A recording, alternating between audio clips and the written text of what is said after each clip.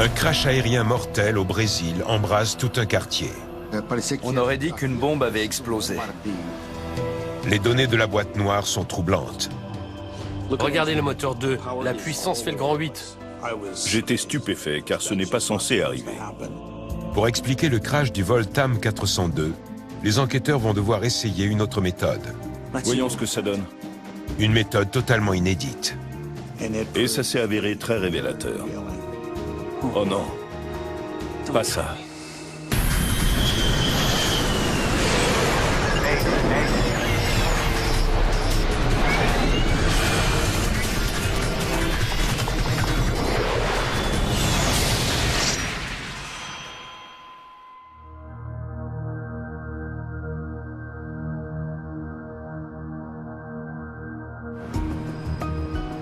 Sao Paulo, au Brésil, est la plus grande ville d'Amérique du Sud. Avec 16 millions d'habitants, les routes sont toujours encombrées le matin à l'heure de pointe. Et dans les airs aussi, le trafic est dense. Les quartiers résidentiels se tassent autour de Congonhas, un des aéroports les plus fréquentés du Brésil. Jorge da Silva et sa famille vivent à un jet de pierre du terminal. Ma famille a toujours vécu dans ce quartier. Quand on s'est marié et qu'on est parti de chez nos parents, on a tous acheté des maisons dans ce secteur. Chaque jour, plus de 500 vols arrivent et partent de cet aéroport. Quand on était petit, on regardait les avions passer. Ça nous donnait un sentiment de liberté et l'envie de voler. Voir ces machines dans le ciel, c'est fantastique. Aujourd'hui, 89 passagers s'apprêtent à faire un saut de puce de Sao Paulo à Rio de Janeiro. Ils voyagent avec TAM Airlines. La compagnie brésilienne vient de se voir décerner le titre de meilleure compagnie régionale et entend bien le faire savoir. La mention numéro 1 qui était peinte sur l'avion s'inscrivait dans une campagne publicitaire lancée par TAM pour promouvoir son activité et sa flotte. Bon, je dois te laisser. Je suis dans l'avion. Regina Lemos est une journaliste brésilienne. Elle se rend à Rio pour couvrir un défilé de mode. Ma sœur excellait dans son domaine. Elle avait été rédactrice chez Marie-Claire et elle travaillait au lancement d'un nouveau magazine. Elle voyageait beaucoup pour couvrir des événements et réaliser des reportages, des interviews. Bonjour, comment ça va? Bien.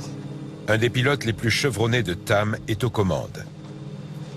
José Antonio Moreno a presque 6500 heures de vol. Checklist avant mise en route. Ça y est, c'est déjà fait. Bien. Appelle la tour qu'on puisse démarrer les moteurs. D'accord. L'officier pilote de ligne Ricardo Luis Gomes a moins d'expérience. À 27 ans, cela ne fait qu'une semaine qu'il est qualifié pour voler sur Fokker 100. Sao Paulo, TAM 402. Nous sommes prêts à partir. Demandons mise en route. TAM 402. Autorisé mise en route. Démarre. Mise en route, moteur 1.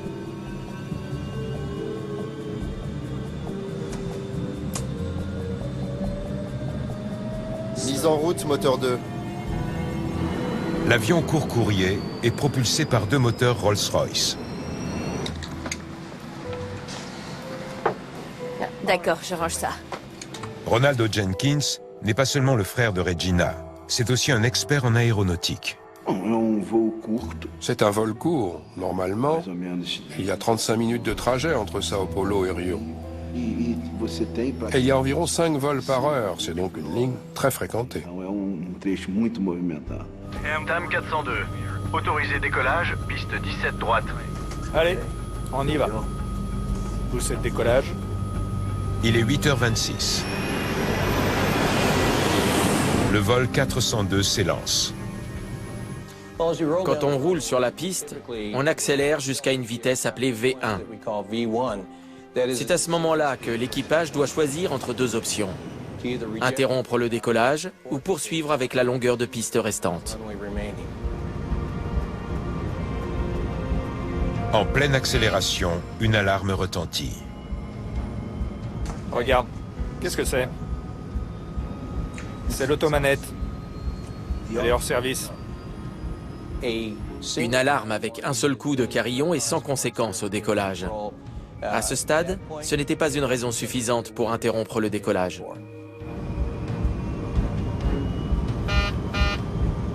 Deux sons supplémentaires indiquent au pilote que le problème affecte aussi l'autre moteur. L'automanette et HS. Poussez manuel. Ils vont devoir ajuster la puissance manuellement.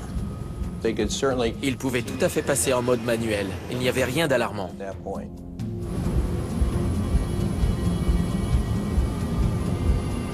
V1. Rotation.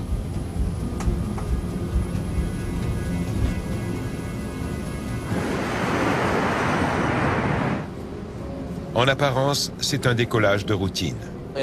À cet instant, l'avion décolle.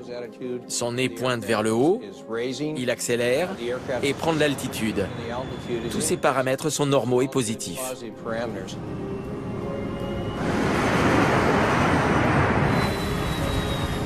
Non, non, non, non, non!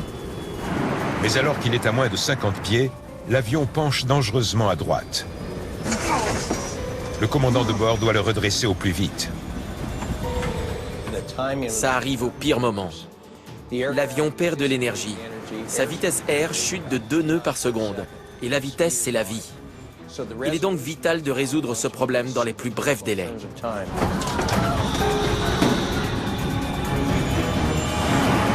Les efforts du commandant de bord commencent à payer. Les ailes retrouvent leur position horizontale. C'était quoi? Mais le répit est de courte durée. La vitesse R chute dangereusement. Encore plus grave, l'avion s'incline à nouveau.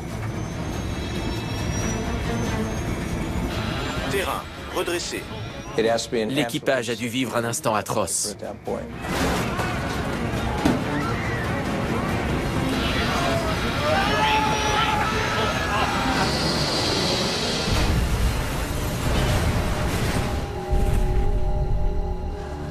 Tout juste 25 secondes après avoir décollé, le vol 402 s'écrase au sol.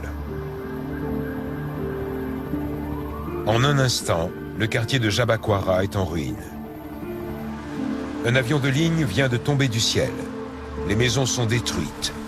Les rues sont en flammes.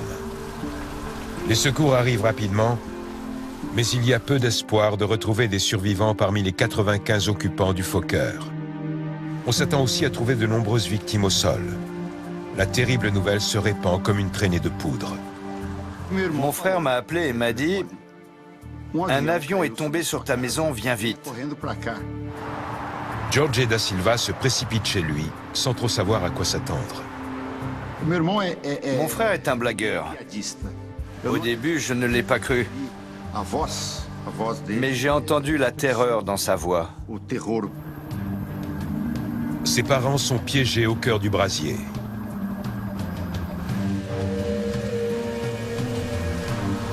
Le couple de personnes âgées s'aperçoit que la seule issue est bloquée par un incendie.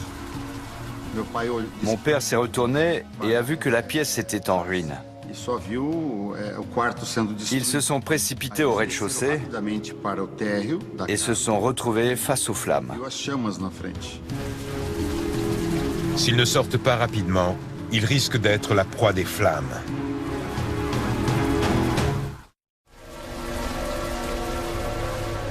Jorge da Silva arrive devant chez lui et découvre une scène de dévastation. Le quartier est en flammes et il ne sait pas si ses parents sont vivants ou morts. Mes parents, vous les avez vus? On aurait dit qu'une bombe avait explosé. Il y avait du feu partout dans la rue, des flammes immenses, plein de fumée et du métal tordu. C'était terrible, le genre de scène que je n'avais vu que dans des films de guerre. Le kérosène a déclenché un enfer. Il y avait une rivière de feu, une ligne de flammes au milieu de la rue qui brûlait toutes les voitures garées. J'ai eu du mal à croire que ce n'était pas un cauchemar, mais bien la réalité. Les parents de Georgie en réchappent de justesse en sortant par l'arrière de leur maison. Ils retrouvent les membres de leur famille. Ça va. C'était un moment de grande émotion. C'est difficile à décrire. Je croyais que je les avais perdus, qu'ils étaient morts. Et quelques minutes après, je les ai retrouvés. C'était une renaissance. C'était fantastique. D'autres n'ont pas cette chance. Beaucoup des voisins de Georgie sont blessés et 4 d'entre eux sont morts. Le crash a également tué les 95 occupants du Fokker.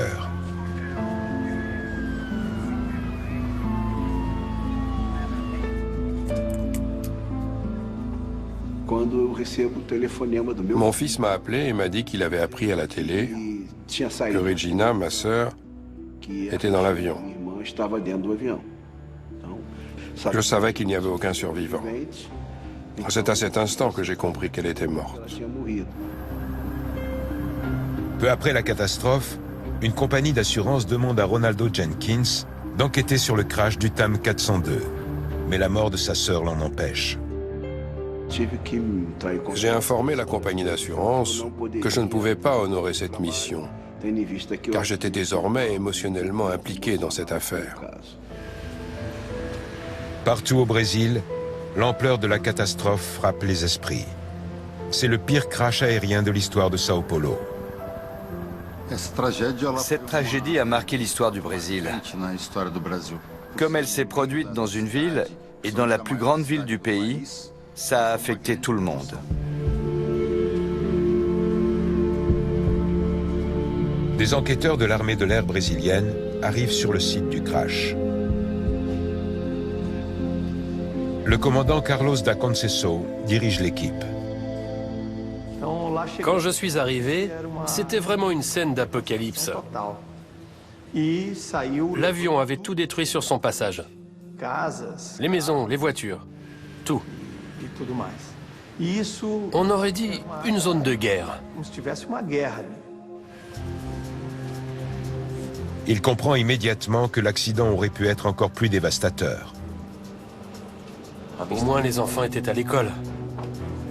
Le vol 402 s'est écrasé à moins de 20 mètres d'une école primaire où 800 élèves suivaient les cours du matin. C'était vraiment étonnant que les rues soient si vides et qu'il y ait si peu de victimes. Étrangement, à ce moment-là, il n'y avait pas grand monde dans la rue. Prenez votre temps. Il ne faut rien négliger. Récupérer toute l'épave prendra du temps. Mais pour les enquêteurs, c'est une étape cruciale. Pour commencer, il faut retrouver toutes les parties de l'avion. Les moteurs, le train d'atterrissage, l'aile droite, l'aile gauche, la queue. Est-ce que toutes les pièces sont là ou est-ce qu'il y en a qui se sont détachées avant le crash? Ensuite, il faut reconstituer le puzzle. Les enquêteurs font une découverte incroyable dans la maison des parents de Jorge da Silva.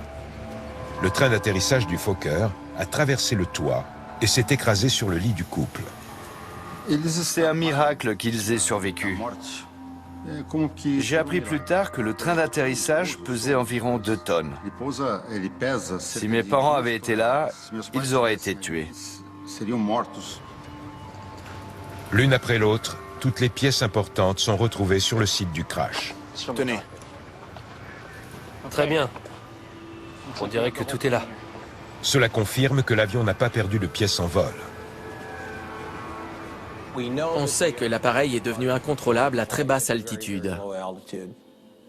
Dans ce cas de figure, l'hypothèse la plus probable est une perte de poussée. Carlos da Conceição examine les moteurs Rolls-Royce sur les lieux du drame, cherchant des signes de panne. Mais les dégâts qu'il voit au cœur des deux moteurs lui indiquent qu'il tournait à haut régime quand l'avion s'est écrasé. Il tournait. Pas de moteur. Exclure une cause potentielle est un pas dans la bonne direction. Mais les enquêteurs vont devoir réunir davantage de preuves pour déterminer ce qui a causé la perte du vol 402.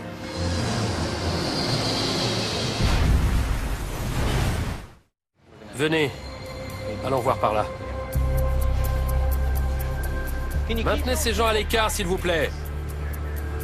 Les badauds affluent sur le site du crash de Sao Paulo qui a fait 99 morts. La ville a décrété 3 jours de deuil. Le président du Brésil promet un contrôle de la sécurité de tous les aéroports urbains. L'opinion exige des réponses au plus vite. C'était la première fois que j'enquêtais sur ce genre de crash. Et c'était vraiment très difficile. Bon, donc, l'avion s'est incliné sur le côté droit, comme ça.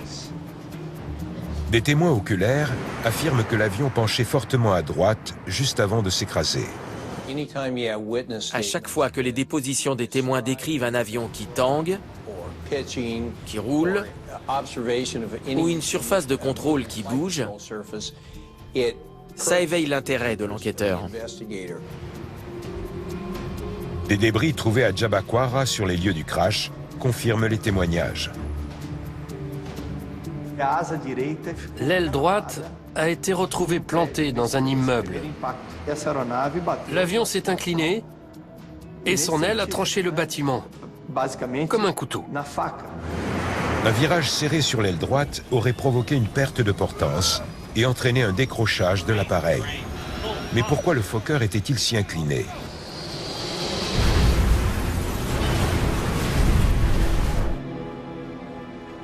Les enquêteurs se demandent s'il n'y a pas eu un problème avec les surfaces de contrôle de l'avion, les volets et les becs que les pilotes déploient au décollage. Un mauvais réglage des volets pourrait expliquer la trajectoire fatale du vol 402. On sait que le non-déploiement des volets et la mauvaise configuration de l'avion pour le décollage ont entraîné beaucoup d'accidents. Ils se concentrent sur le mécanisme qui commande les volets. Des mesures précises devraient leur dire si l'équipage du TAM 402 a commis une erreur. Ce qu'ils découvrent exclut cette possibilité. 8 degrés, c'est le bon réglage. Le Fokker était configuré correctement. Note que les volets étaient à 8 degrés. Ça nous aide pas. Il va falloir explorer d'autres pistes. Oui? Vérifiez leur dossier. Je veux savoir tout ce qu'ils ont fait dans les dernières 24 heures. Le pilote était-il bien entraîné? S'était-il reposé? Avait-il mangé récemment?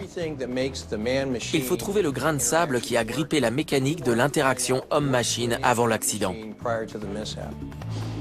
Rien de suspect. Un examen attentif des dossiers des pilotes ne révèle rien d'alarmant. L'équipage était bien reposé et parfaitement qualifié pour piloter l'avion. Un bon enquêteur va prendre tous les indices qu'il peut recueillir et assembler les pièces du puzzle de façon à ce qu'ils concordent avec le scénario, au lieu de chercher à faire correspondre le scénario à la défaillance. Les enquêteurs espèrent que les boîtes noires fourniront quelques pièces manquantes. Elle est en bon état. L'enregistreur phonique semble prometteur. Mais l'enregistreur de paramètres de vol, qui mémorise les réglages des systèmes de l'avion, est calciné.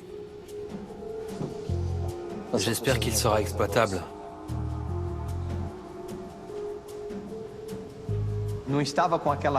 Il n'avait plus la couleur orange caractéristique de toutes les boîtes noires. Il était complètement gris, à cause du feu. J'étais impatient de savoir si les données avaient été préservées ou non. Il faut l'envoyer aux États-Unis. Le Brésil ne disposant pas de laboratoire équipé pour analyser l'enregistreur endommagé, celui-ci doit être expédié à l'étranger. C'était un enregistreur de fabrication américaine. Il était donc logique de l'envoyer aux États-Unis pour analyse. Dennis Grossi est rapidement engagé dans l'équipe. Il est enquêteur au NTSB. Merci pour votre aide. De rien. Tenez. Content de vous aider. C'est aussi un des meilleurs spécialistes mondiaux des enregistreurs de vol. Voyons si ça marche comme ça devrait. Mais avec cette boîte noire, il est face à un nouveau défi. C'est un appareil numérique. Et en 1996, la technologie numérique n'est pas très répandue. On avait une longue expérience des enregistreurs à bande, mais on ne connaissait pas les modèles à semi-conducteurs. Et comme celui-ci était calciné, on a jugé plus prudent de le confier au fabricant qui était plus compétent pour l'ouvrir et accéder à la mémoire flash.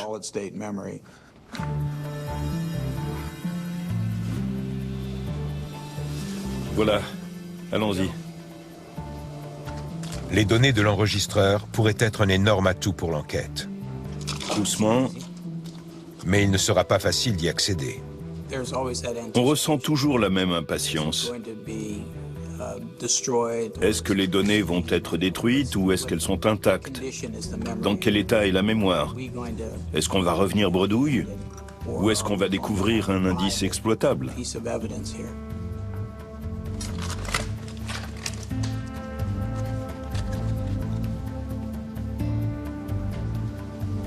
C'est prometteur.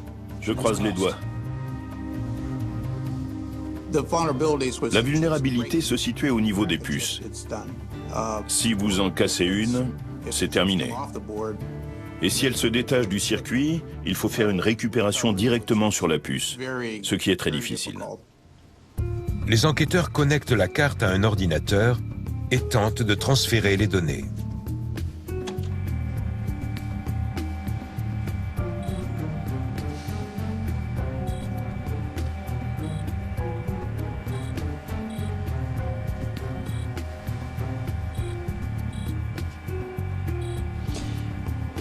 C'est toujours aussi long?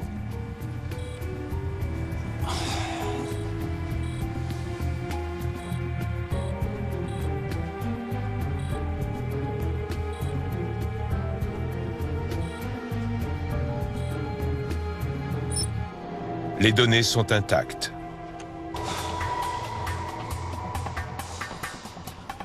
Je n'en ai jamais douté. Les protections contre le feu et les chocs avaient fonctionné. On était très contents à ce moment-là. Tout le Brésil veut savoir pourquoi le vol 402 s'est écrasé. Quelque part dans les données transférées, les enquêteurs pourraient maintenant avoir la réponse. Voilà 3 jours que le vol TAM 402 s'est écrasé au décollage. À présent, grâce aux données des boîtes noires, les enquêteurs pourraient bientôt savoir pourquoi.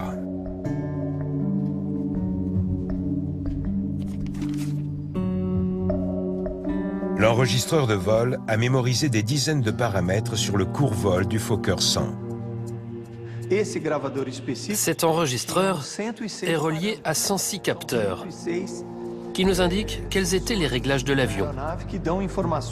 Il est très important qu'on ait ces informations pour pouvoir faire notre travail. Non, non, non, non, non! Mais cela suffira-t-il à expliquer pourquoi l'avion est si brusquement devenu incontrôlable?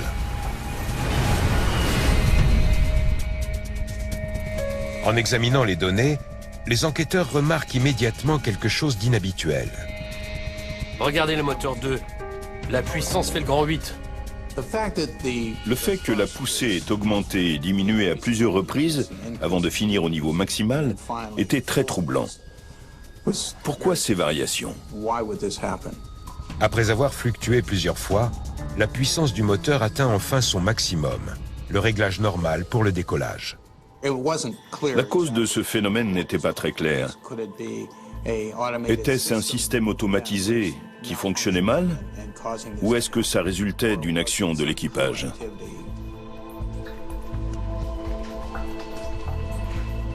Tu peux sortir les données des inverseurs de poussée? Il y a un autre paramètre que les enquêteurs ont hâte de voir. D'accord. Vous avez vu quelque chose bouger à l'arrière du moteur? Un témoin affirme avoir vu des inverseurs de poussée de l'appareil se déployer juste avant le crash. Les inverseurs de poussée sont des déflecteurs appelés portes qu'on ouvre à l'atterrissage pour dévier le flux des réacteurs vers l'avant afin de faire ralentir l'avion. Les pilotes ne les utilisent jamais en vol. Des témoins ont vu les portes s'ouvrir et se refermer plusieurs fois avant de s'ouvrir définitivement. Ça a surpris tout le monde, parce que l'inverseur de poussée est un aérofrein qu'on utilise à l'atterrissage. Pourquoi s'ouvrirait-il au décollage? Un déploiement de l'inverseur de poussée en vol aurait facilement pu causer le violent basculement sur la droite qui a scellé le sort du vol 402. Pour les enquêteurs, les témoignages ne suffisent pas. Il leur faut des preuves tangibles, qu'ils ne tardent pas à découvrir dans les données des boîtes noires. Là. Juste après le décollage, l'inverseur de poussée droit s'ouvre et se ferme 2 fois, puis reste en position déployée. Ça devrait être impossible. J'étais stupéfait, car ce n'est pas censé arriver, surtout dans une phase critique comme le décollage. Les inverseurs de poussée sont équipés d'un système de sécurité conçu pour empêcher tout déploiement intempestif en vol. Les roues de l'avion doivent toucher le sol fermement pour que les déflecteurs puissent s'ouvrir. Il y a un contacteur qui s'active quand le train d'atterrissage touche le sol et qui permet au pilote de déployer manuellement les inverseurs de poussée. L'avion est conçu comme ça. Partout dans le monde, des compagnies exploitent des Fokkers. S'il y a un défaut de conception dans le système d'inverseurs de poussée, les vies de milliers de passagers pourraient être en danger. Il est extrêmement important que les exploitants soient informés de la moindre défaillance pour pouvoir optimiser la gestion de leur flotte. American Airlines et US Airways avaient beaucoup de Fokker F-100. Il était vital que cette information soit transmise mondialement à tous les exploitants. Les enquêteurs testent les vérins qui commandent les inverseurs en quête d'un dysfonctionnement pouvant expliquer pourquoi l'un d'eux s'est déployé en vol. Mais les vérins fonctionnent parfaitement. Le mouvement des inverseurs de poussée était un mystère au départ. Ils testent aussi l'électronique qui détecte quand les roues de l'avion sont en contact avec le sol. Ils doivent vérifier chaque circuit. Leur travail minutieux s'avère payant. Ils découvrent un capteur défectueux. Il fonctionnait par intermittence, provoquant l'ouverture et la fermeture de l'inverseur de poussée.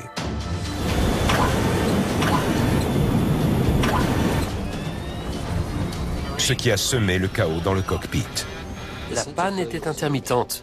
Donc, les portes de l'inverseur s'ouvraient et se refermaient.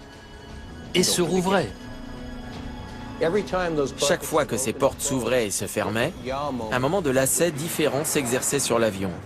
Et le commandant de bord devait le compenser. C'était une situation très tendue et dynamique, à très basse altitude et à une vitesse R très faible. Mais il y a un sérieux problème avec la découverte des enquêteurs. Le Fokker 100 a un filet de sécurité supplémentaire grâce auquel il aurait dû rester contrôlable malgré la défaillance du capteur. Si un inverseur de poussée défectueux se déploie au décollage, le moteur est censé passer automatiquement au ralenti pour empêcher l'inverseur d'agir comme un frein. Aucune alarme ne retentit dans le cockpit, mais le système de sécurité s'enclenche immédiatement, sans que les pilotes n'aient rien à faire. En cas de déploiement intempestif d'un inverseur de poussée, le système abaisse automatiquement la manette des gaz au ralenti, sans aucune intervention de l'équipage. Le Fokker 100 a largement assez de puissance pour décoller sans danger avec un seul moteur.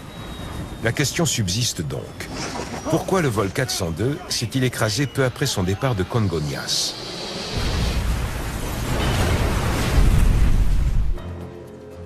Très bien, allez-y. L'enregistreur phonique est peut-être le seul espoir des enquêteurs de trouver la réponse. Allez, on y va.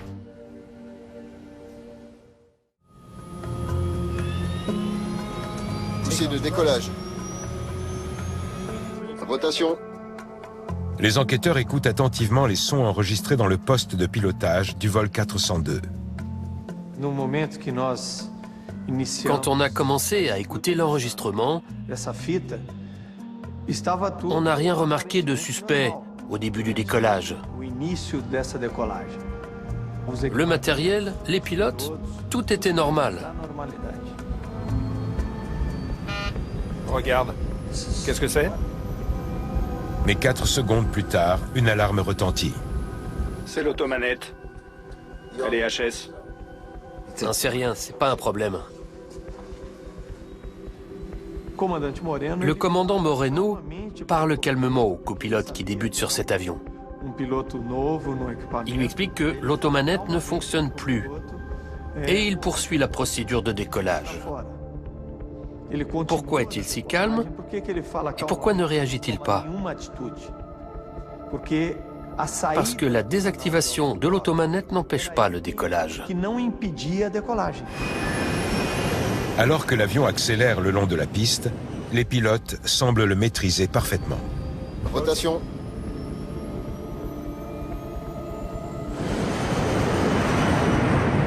Mais peu après le décollage, l'ambiance dans le cockpit change du tout au tout. Non, non, non, non, non! On dirait qu'il touche quelque chose. C'est bloqué! Qu'est-ce qui est bloqué? Désactive l'automanette. Tire ici. C'est fait! Il semble croire que le problème vient de l'automanette. Les pilotes ne parlent pas de l'inverseur de poussée. Ils sont concentrés sur l'automanette et semblent être aux prises avec les commandes de vol. Désactive-la. Ici aussi. C'est déjà fait! Terrain. Aucune alarme ne leur indique qu'un inverseur s'est déployé. Terrain. Terrain. Allez! Bon sang! Non, non!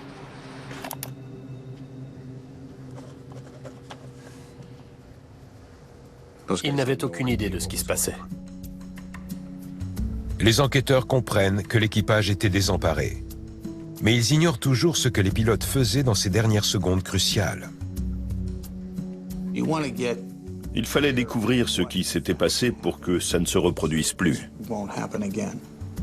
Pour dresser un tableau plus détaillé, Denis Grossi essaie une nouvelle méthode. Il combine les paramètres de vol avec l'enregistrement sonore du cockpit pour créer une animation du vol en temps réel. Alors, vitesse de décollage 127 nœuds. C'est une chose que le NTSB n'avait encore jamais faite. Et ça s'est avéré très révélateur. Voyons ce que ça donne.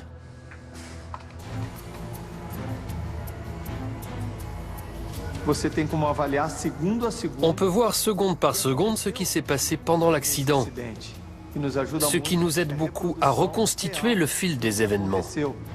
L'animation révèle un détail stupéfiant sur la réaction de l'équipage quand l'inverseur de poussée s'est déployé. Non, non, non, non, non! C'est bloqué! Attendez. Il doit réagir au mouvement de la manette des gaz. Non, non, non, non, non! Elle est passée au ralenti, automatiquement. La perte subite de poussée du moteur droit indique que le système de sécurité a fonctionné correctement quand l'inverseur s'est déployé. Désactive l'automanette. Tire ici. C'est fait! Mais les pilotes interprètent mal le mouvement du levier. Oh non. Pas ça. Ils pensent que c'est parce que l'automanette est défectueuse qu'elle réduit la puissance au minimum. Et ils commettent l'erreur fatale de s'opposer au système. Je pense que le copilote remet volontairement le moteur à pleine puissance. En fait, ils ont fini avec l'inverseur de poussée complètement déployé et le moteur à pleine puissance du côté où l'inverseur était ouvert. Désactive-la.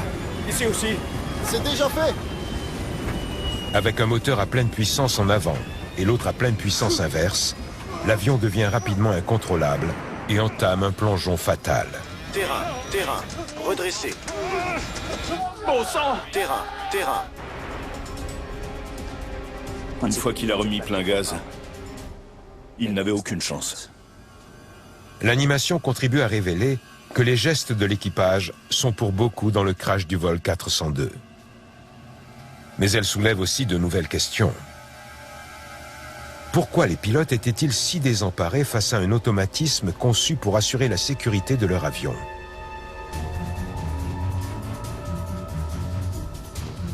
Il manque encore une pièce du puzzle. On s'est demandé pourquoi, comment est-ce arrivé? Pourquoi l'équipage n'a-t-il pas compris ce qui lui arrivait?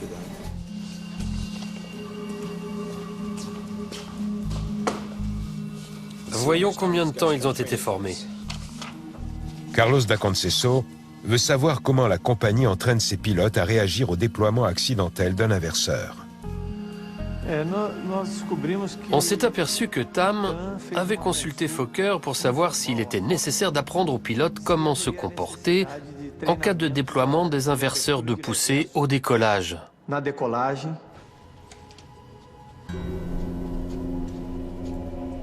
La réponse de Fokker est une pièce essentielle du puzzle. C'est si rare qu'ils ont renoncé à les former. Fokker a officiellement répondu que c'était une mesure inutile, car la probabilité qu'un inverseur de poussée s'ouvre au décollage était si faible qu'aucune formation n'était nécessaire. Le constructeur évaluait la probabilité d'une telle défaillance à moins d'un cas pour 1 milliard d'heures de vol. Désactive l'automanette. Tire ici. C'est fait. La confusion des pilotes commence à être compréhensible. L'équipage ignorait que le déploiement de l'inverseur de poussée entraînerait l'abaissement de la manette des gaz. En l'occurrence, l'absence de formation a mis les pilotes dans une situation critique. Désactive-la. Ici aussi. C'est déjà fait. Déconcerté et non formé, le copilote rétablit la pleine puissance qu'il pense indispensable pour décoller. Malheureusement, il n'était pas assez informé pour prendre les bonnes décisions au bon moment. Il reste encore un mystère à éclaircir. Pourquoi la sécurité n'a pas fonctionné? Le système de sécurité devrait être infaillible. Il est anormal que le copilote ait pu prendre la main sur l'automatisme et repousser la manette de gaz à pleine puissance. Et pourtant, c'est exactement ce qu'il a fait. Reste à savoir comment cela a pu se produire. Les leviers sont là. Les enquêteurs examinent les composants du système de sécurité, y compris le câble qui tire la manette des gaz en arrière en cas de déploiement accidentel. Ils relient la manette à l'inverseur de poussée.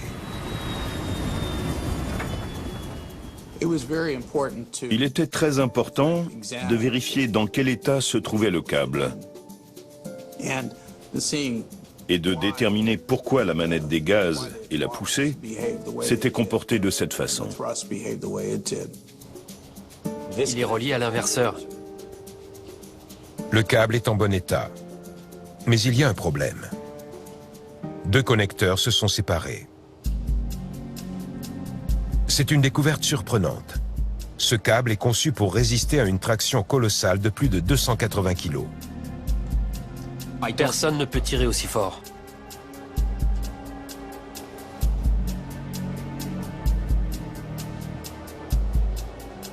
On va faire un test. Je vais essayer quelque chose.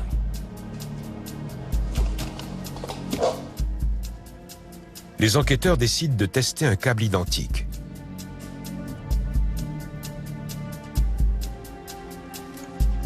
Ils tirent dessus aux 2 extrémités.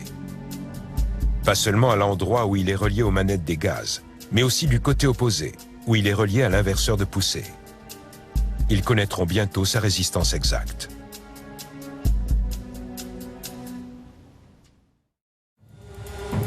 Le câble de sécurité du Fokker 100 se tend à mesure que la force de traction qui lui est appliquée augmente.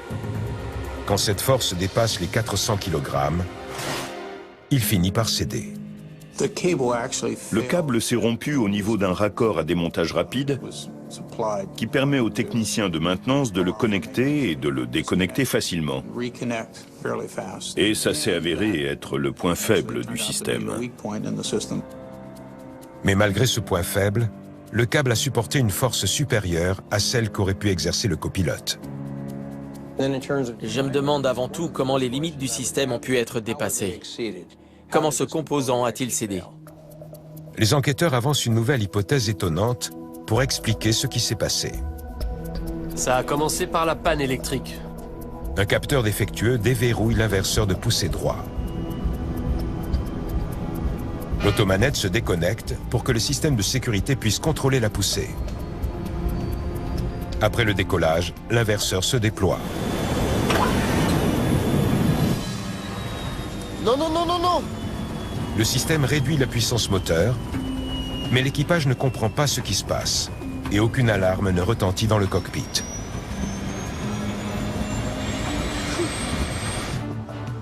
Désactive-la, ici aussi. C'est déjà fait!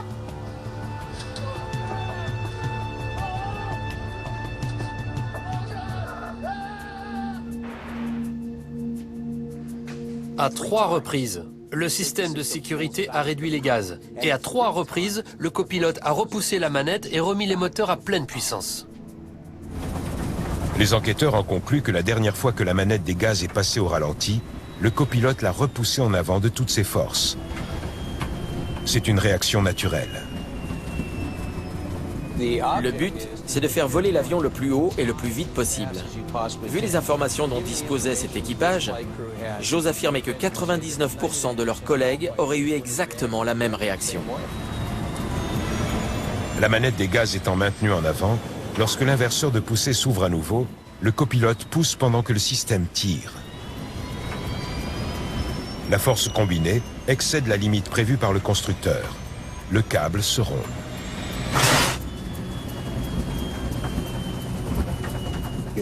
Les portes de l'inverseur étaient complètement déployées. Un des moteurs était à pleine poussée inverse et l'autre à pleine poussée en avant. L'appareil s'incline violemment à droite. Le commandant de bord lutte pour le redresser, mais ses années d'expérience ne sont pas suffisantes. Une fois que le câble a cédé, l'accident est inévitable. Terrain, redressez. Redressez. À ce stade, il n'y a plus d'espoir. Ils ont fait tout ce qu'ils pouvaient.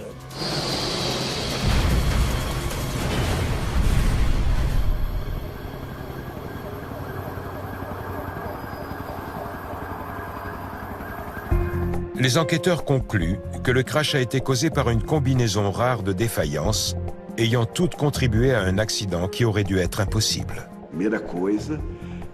La première leçon à tirer de cette enquête, c'est que rien n'est infaillible.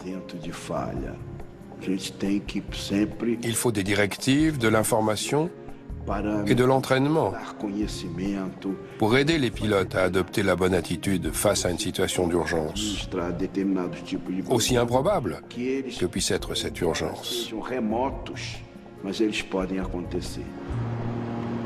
Après le crash, Tam a mis au point une nouvelle formation pour apprendre à ses pilotes à réagir en cas de déploiement intempestif d'un inverseur. Fokker a amélioré son système d'inverseur de poussée et l'alarme de cockpit a été modifiée pour que l'équipage soit prévenu si l'un d'eux se déploie au décollage. Une enquête dont on ne tire aucun enseignement n'a aucune valeur. Ce qui est important, c'est d'apprendre et de faire toujours mieux. Chaque fois qu'on enquête sur un accident, on cherche systématiquement à comprendre pourquoi. On veut essayer de s'assurer que de tels drames ne se reproduiront jamais.